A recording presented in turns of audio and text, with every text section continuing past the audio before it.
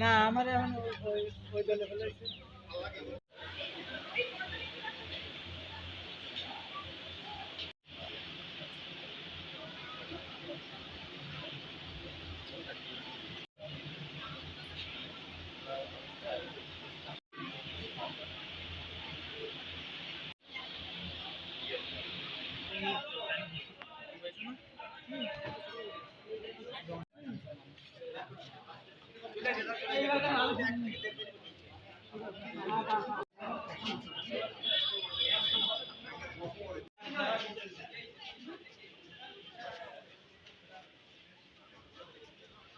আন্তরিকভাবে ক্ষমা চেয়ে নিচ্ছি।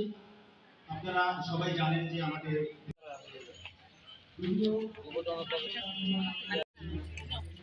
যাও সারটা করো, যা যা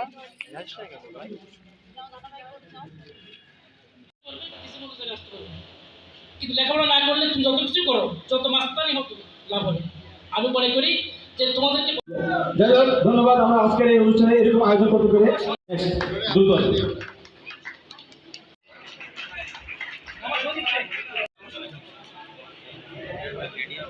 প্লিজ আপনি নেওয়ার সময় যদি খেলাতে